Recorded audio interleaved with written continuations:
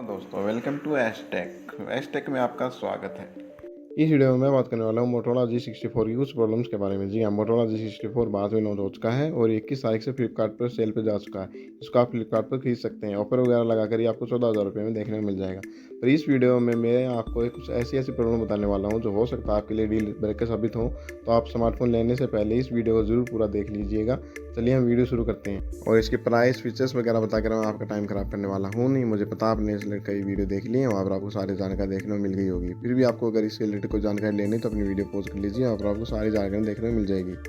मैं बात करता हूँ मोटोरोला G64 में मिलने वाली कुछ प्रॉब्लम्स की मुझे इस स्मार्टफोन में नोटिस हुई। तो देखिए, सबसे पहली जो प्रॉब्लम मुझे मोटोरोला G64 में लगी है वो लगी इसकी पीक ब्राइटनेस का काफ़ी कम होना। जी हाँ, इसमें आपको सिर्फ 530 नीट्स की पीक ब्राइटनेस देखने को मिलती है, जो मेरे हिसाब से इस प्राइस रेंज में बिल्कुल भी सही नहीं है।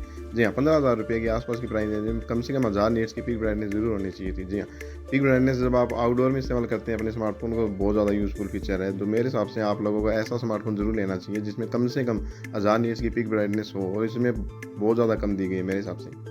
और बात करें मोटोरोला G64 की अगली कमी की जो मुझे स्मार्टफोन में नोटिस हुई है वो ये इसके सॉफ्टवेयर में। जी हाँ, वैसे तो इसमें आपको क्लीन एंड्रॉइड देखने को मिलता है जो एंड्रॉइड 14 का बेस है, काफ़ी बढ़िया बात है। इसमें प्रॉब्लम ये है कि ये सिर्फ एक मेजर अपडेट के साथ आता है। जी हाँ, कंपनी इसमें आपको सिर्फ एक मेजर अपडेट प्रोवाइड करेगी, मतलब ये स्मार्टफोन एंड्रॉइड 15 तक ही अपडेट होगा। उसके बाद इसमें आपको कोई अपडेट देखने को नहीं मिलेगा। हाँ, सिक्योरिटी अपडेट जरूर आपको 3 साल के देखने को मिलेंगे। तो मेरे हिसाब से इसमें मेजर अपडेट काफ़ी कम है, कम से कम 2 साल का मेजर अपडेट जरूर मिलना चाहिए स्मार्टफोन में। और अगली प्रॉब्लम भी इसकी मुझे सॉफ्टवेयर से रिलेटेड देखने को मिली है। जी हाँ, इसके सॉफ्टवेयर में आपको बहुत ज़्यादा लैग और जिटनेस देखने को मिलेगा। जी हाँ, खास करके कैमरा यूआई में तो इसमें आपको बहुत ज़्यादा लैग और जिटनेस देखने को मिलेगा। आप महसूस करेंगे कि आप जैसे ही अपने वीडियो से फ़ोटो मोड में जाएंगे या फोटो मोड से दूसरे किसी और मोड में जाएंगे तो आपको अलग ही महसूस होगा कि ये फ़ोन लैग कर रहा है। साथ साथ आप 2-3 फोटो एक साथ क्लिक करके उस फोटो को देखना चाहेंगे तो भी आपको अलग ही महसूस होगा कि स्मार्टफोन में लैग देखने को मिल रहा है आपको। ये हो सकता है सॉफ्टवेयर अपडेट के थ्रू ठीक हो।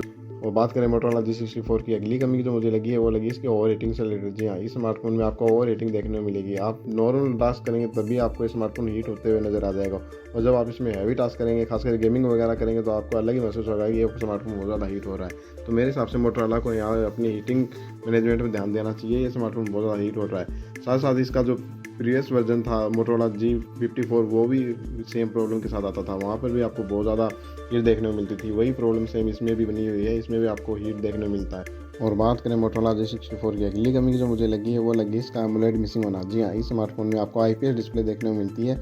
मेरे हिसाब से इस स्मार्टफोन की काफ़ी बड़ी कमी है, क्योंकि इस प्राइस रेंज में अब आपको कुछ ऐसे स्मार्टफोन मिलने लगे हैं जो एमोलेड डिस्प्ले के साथ आते हैं, वो इससे ज़्यादा बढ़िया वैल्यू प्रोवाइड कर रहे हैं। तो मेरे हिसाब से इस स्मार्टफोन में आपको एक एमोलेड डिस्प्ले देनी चाहिए थी, वो ज़्यादा बढ़िया रहता, क्योंकि IPS डिस्प्ले आप अपने प्रीवियस वर्जन मोटोरोला G54 में भी दे चुके हैं। तो मेरे हिसाब से इसमें कम से कम एमोलेड डिस्प्ले देते हुए ज़्यादा बढ़िया रहता।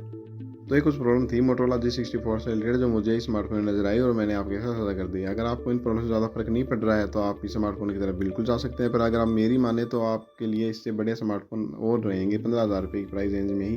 उसका लिंक मैं आपको इस वीडियो की डिस्क्रिप्शन बॉक्स में दे दूंगा, वहाँ से आप खरीद सकते हैं। आपको ये वीडियो पसंद आई है तो please like and subscribe Ashtech channel.